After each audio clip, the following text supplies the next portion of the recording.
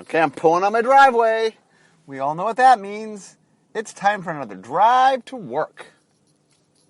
Okay, so today I'm continuing one of my mega series on color philosophy. So today I'm talking about red. Dun dun dun dun. Red. That's my introduction to red. For starters, I love color philosophy. I actually believe when you dig down deep into the core of magic, that what magic is built around, the very thing that makes magic so special is the color wheel. And as such, I've become one of the color pie gurus, meaning I've made it my job to understand the color pie, both flavor and mechanics, so I understand how it represents itself. And thus, I'm doing 5 podcasts, one for each color, to explain the color philosophy. I've already done white, blue, and black. And you guys know your color pie order. Of course, that means today's red. If you've not listened to them, I recommend you do. You don't really need to listen to any order because each one of them stands alone. But I do believe if you understand the color pie, that magic is enriched. That magic is a better game if you understand it. Not that you have to understand it, but I think the color pie and the color philosophy it's one of my favorite parts of the game. That I think as you dig deep into it, it's fun to sort of take it and apply it to other things. Okay, so one of the things that I actually did not bring up in the other color pie things, but I will bring up here, is that every once in a while we find some pop culture element that hits all 5 colors. And one of my favorites is that the Simpson family, my friends, is all 5 colors. So let me explain. So I talked about how white is all about the good of the group and setting rules, and that is Marge. Blue quests for knowledge and just wants to know things. That's Lisa. Black is very selfish and is in it for its own gain and kind of enjoys watching others suffer. That's Bart. Red, as I'll talk about today, I'll get to in a second. Green is very natural, that wants the status quo, doesn't like to see things change, works on instinct. That is Maggie. Okay, so that means red. Red is a color that it's impulsive, that follows its emotions, that whatever its body's telling it, and that is Homer. So let me talk a little bit about red today, the Homer color, if you will. Okay, so red says, this is red, here's what red believes. Red believes my body is talking to me. It wants things, it needs things, and it understands what it needs, it knows what it wants. That when my body says I'm angry and it feels the need to do things that are anger, I should listen to it. It knows what it's doing. You know, when my body's happy, I should laugh. When my body's sad, I should cry. You know, that red just feels like, look, live the motion. Follow your heart. You know, do what feels right. Red is very much about feel and emotion. Okay, so now that contradicts with blue. Blue and red are enemies. Why are blue and red enemies? Because blue believes do not let emotions run your life. Use the intellect. Think. You know, blue believes like one of the greatest dangers of life is letting your emotions run wild and getting into trouble because you're not thinking things through. That you're not thinking the big picture. Blue plans, blue plots. Red does none of that. Red lives in the moment. Red is about now. Red does what it wants to do when it wants to do it. Consequences, schmonsequences. That's what red says. Red does not care. You know, red is like if you live in the moment all your life, then you're always living in the moment. And things are awesome and you feel things and you can express things and, you know, when you feel something, you feel it. And that is red. Red's thing is all about, you know, being true to yourself and being true to your heart and your beliefs and your gut and doing what feels right. Now, one of the things the reason red doesn't like blue is blue is all about, no, you know, resist your inner emotions and follow your intellect. The problem red would have with white is what red really wants is red just wants freedom. You know why? Because red wants to do what red wants to do. You know, red wants to be able to act. Red wants to follow its passions and be able to do that. And what red does not like are rules, because rules keep him from doing that. You know, red wants to, you know, red like, if I'm mad, I want to hit somebody. And somebody goes, well, there's laws saying you can't hit somebody. And red's like, whatever, you know. And white is the king of the laws. White likes making laws and rules, and so red and white do not get along.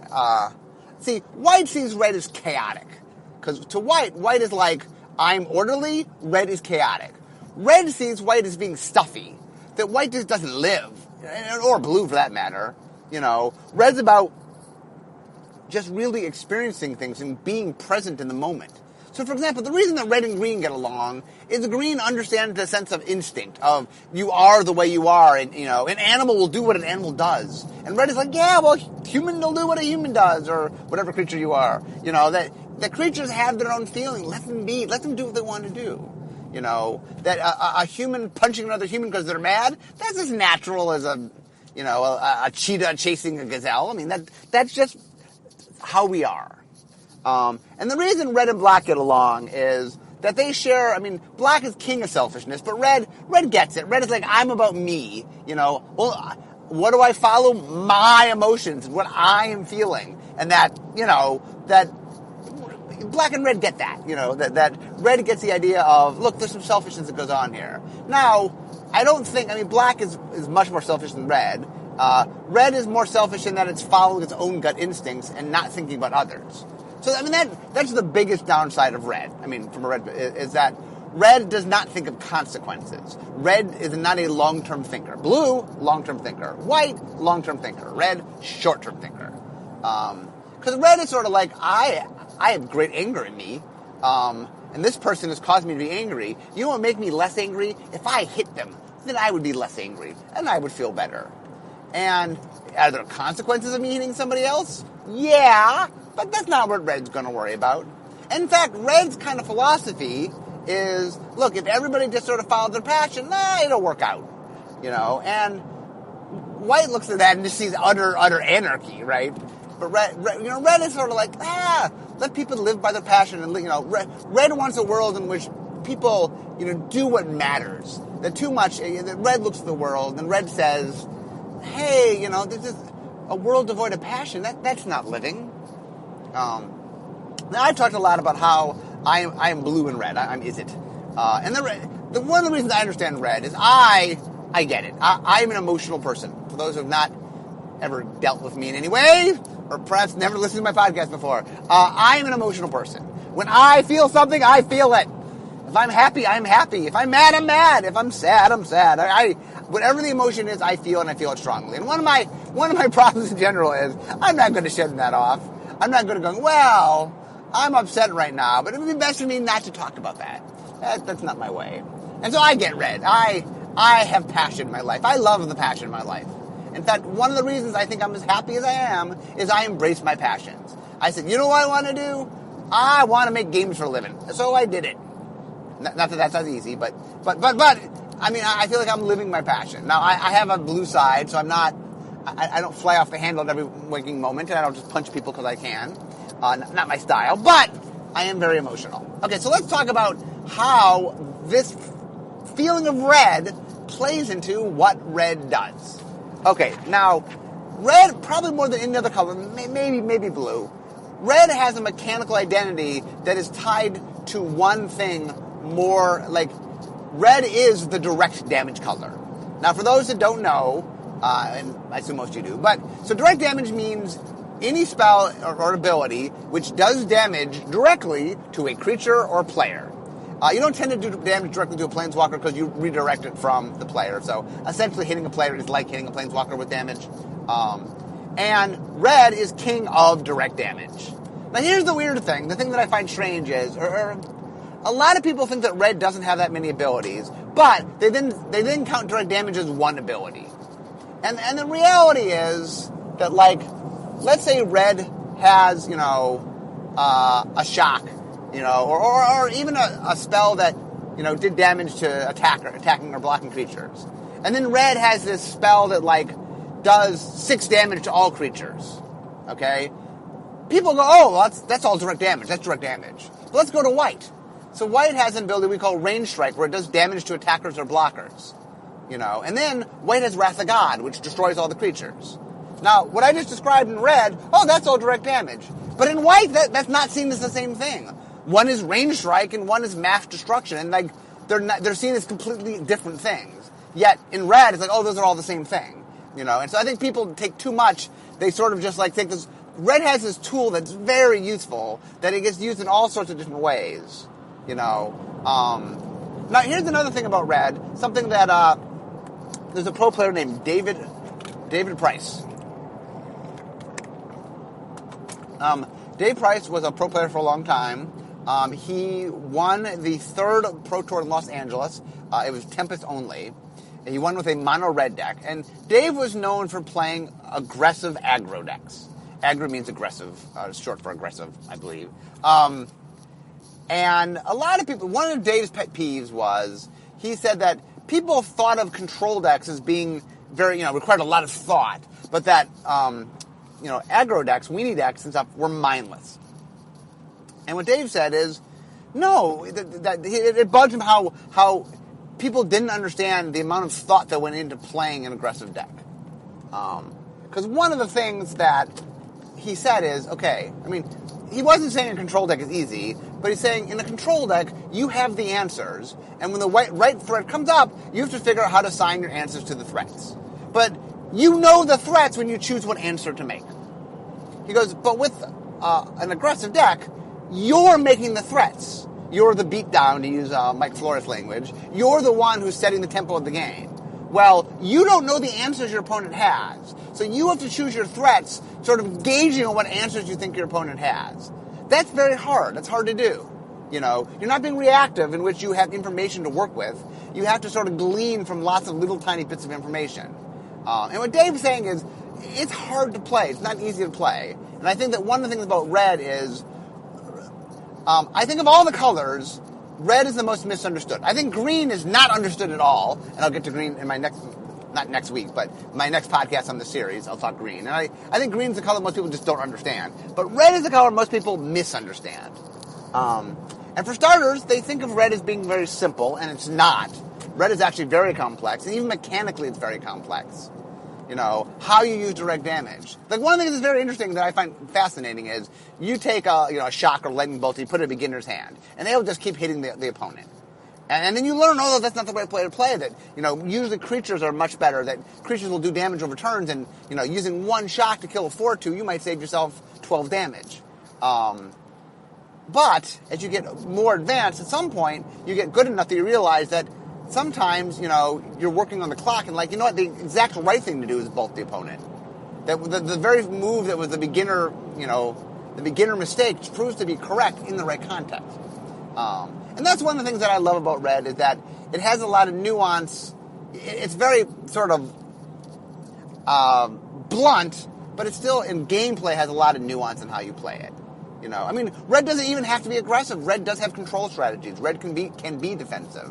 But it's offensive in a much more open way. It's not as sneaky. It has the sneaky qualities. We'll get to it. Okay, so red basically is all about embracing one's passion, one's emotions, one's feelings. Okay, so another thing that gets misunderstood is red embraces the entire emotional spectrum. Red can be happy. Red can be in love. Red can have passion. Red can be sad. Red feels things with its heart. It feels them. But in Magic, we're showing you a game of combat. So in a game of combat, you tend to see, more aggressive emotions, anger being the biggest one. When I'm fighting, what emotion both helps me? Things that get me pumped and get me to sort of fight better. Anger's pretty good. And when I'm fighting somebody, anger does a pretty good job of sort of, firing you up. And now anger in some ways is a great, if you want to embody red, that anger is the kind of thing where, you act because you feel a certain way, but there's all sorts of ramifications that come from anger that can cause you problems. And that's red's thing. So we like using anger. Anger works well. Anger gets a little overused probably in red, although because we're combat-oriented, it works the best. So obviously direct damage comes out of red sort of...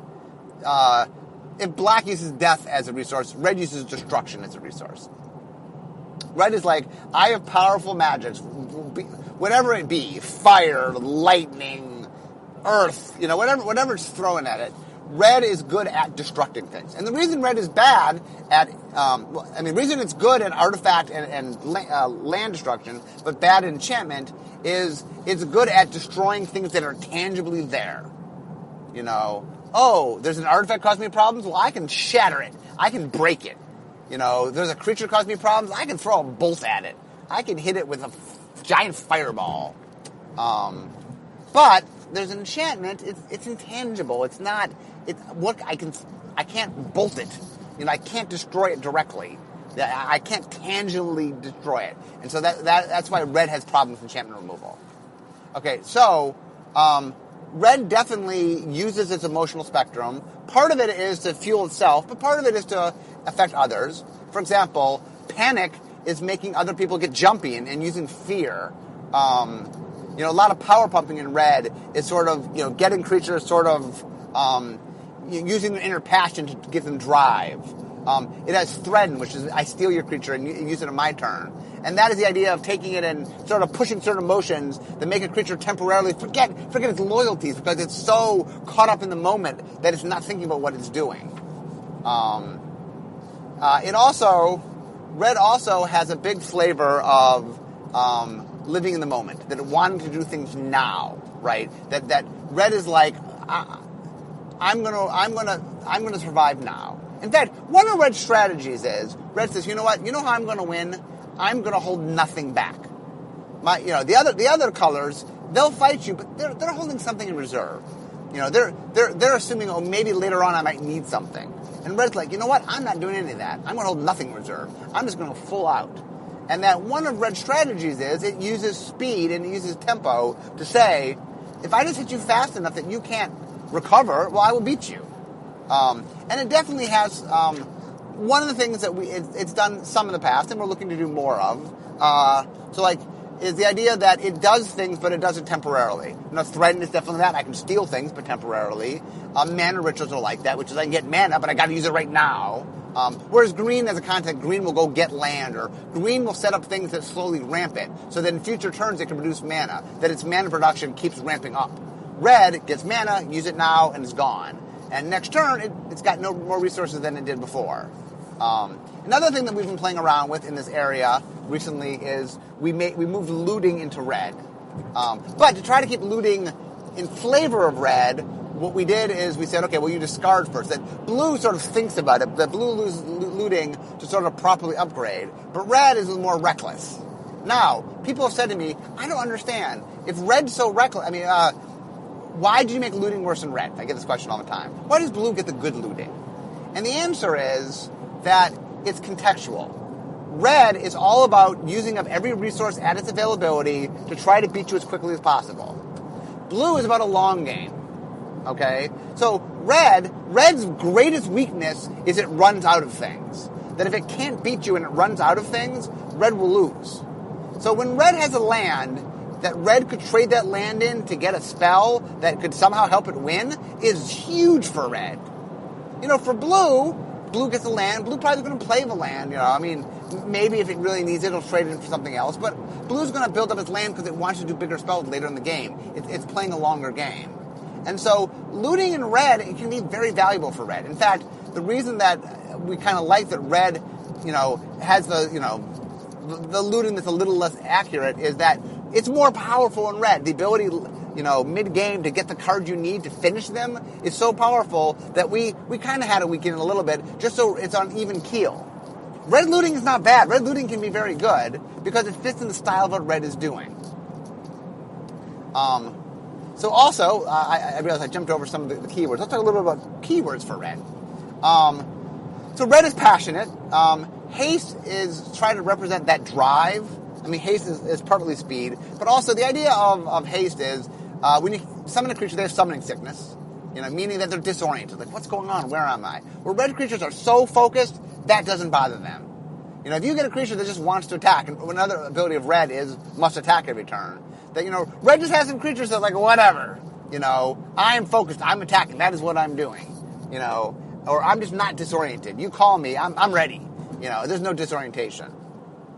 We also put trample in red, trample secondary in red, primary in green, because that represents sort of the passion and the drive, and like, you're just not stopping me, and whether it's anger or passion or whatever it is, red comes fully charged. Okay, now next, the other thing about red is red and white are the two combat colors in that they're the colors that are the fighters.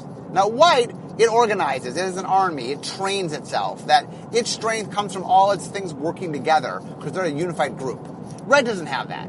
What red has is red's just a brawler. Red's creatures, or some of red's creatures, they fight all the time. You know why they're good fighters? Because they fight a lot. You know how you get good at fighting? You fight. And so First Strike and Double Strike were put in red as well as white to represent that just being a good fighter. You know, I'm faster than you at fighting. I'm a better fighter. And we get in a fight, odds are I'm just going to hit you before you can even hit me because I'm the better fighter. Also, sometimes we use red sort of building up, like the Slith ability we've used a couple times. Red also has fire breathing that can show, sometimes it's actually fire breathing, but sometimes it represents just red's passion of how it can sort of push its emotions and get a little stronger. We've definitely done a few abilities with power pumping sometimes where, it gets a boost, but it burns itself out. There's the Slith ability, obviously, we've used it a few times.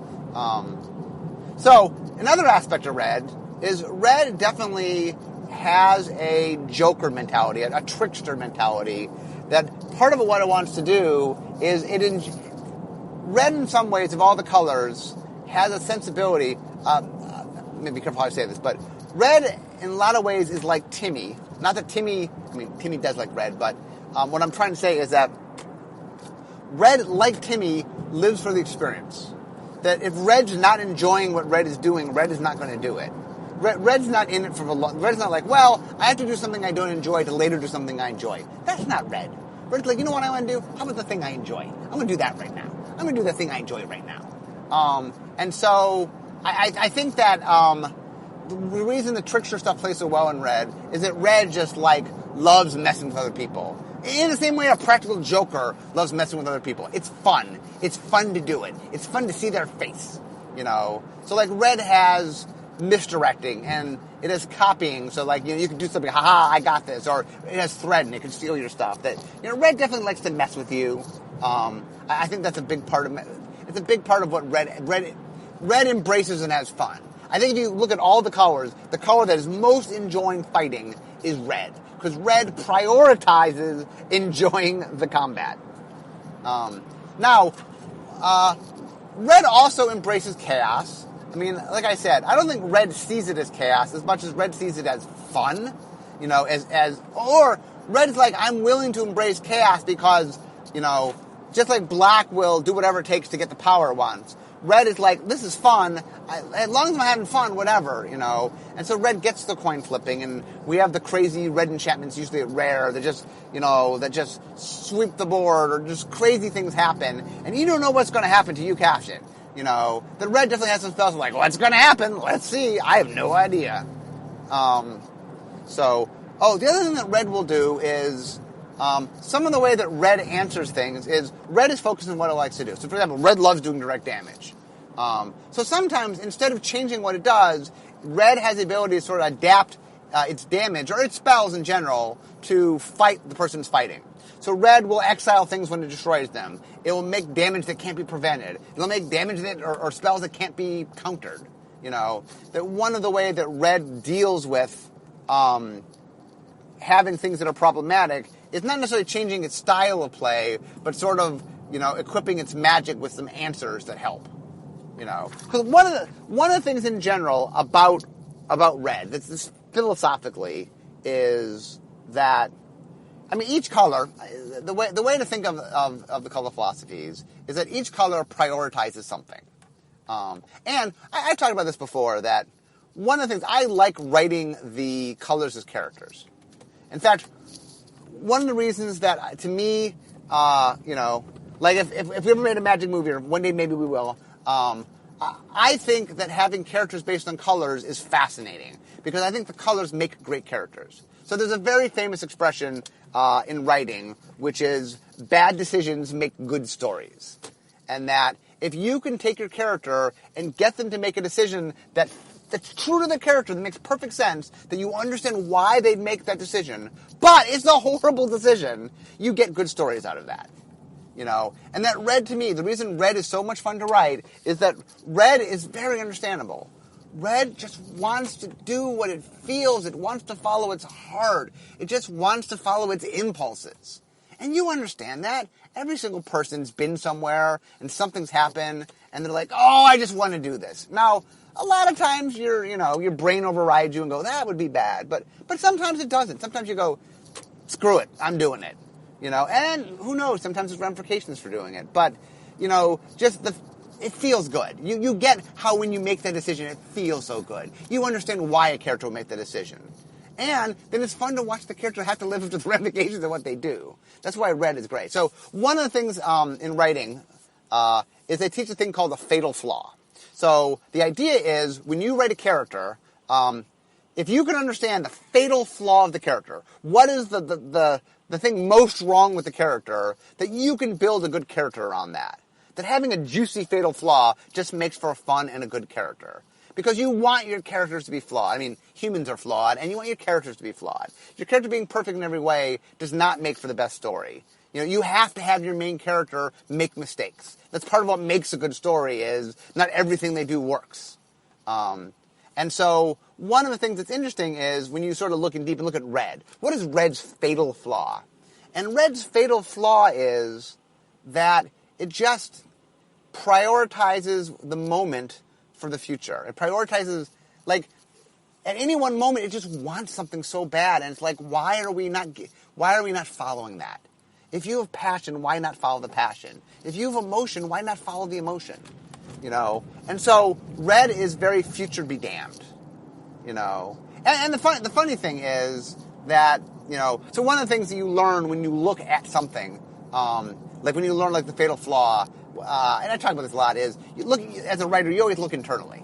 Well, if all characters have a fatal flaw, shouldn't all humans have a fatal flaw? And fundamentally, I believe they do. Humans are a little more complex than characters in general. So for example, I've looked at it internally, and I think kind of my fatal flaw, and this is why I really relate to Red, is I'm not good at suppressing what I'm feeling. That when I feel something, I feel it. And I cannot hide it. I am horrible at hiding it. And in life, sometimes you can't always let people know what you're feeling. It is not necessarily the best strategy. And my problem is I do not hide my emotions one iota. I don't punch people, on a whim or anything, but I do feel things and I do express those things. And I've gotten in trouble many times in my life because I'm not good at not expressing those things. And that is the Red in me, that definitely one of the reasons I understand Red is I see the desire to give into passions, and I see the desire to express what you are feeling. And I'm very sympathetic with that. And so that's what I like, because I think one of my beliefs, real quick, I'm parking now, so I will have to finish this up. One of my beliefs is the reason the color pie is so valuable and such a major part of Magic is what Richard had done when he made the game is he tapped into just basic human needs and desires. And every color has a desire that's understandable.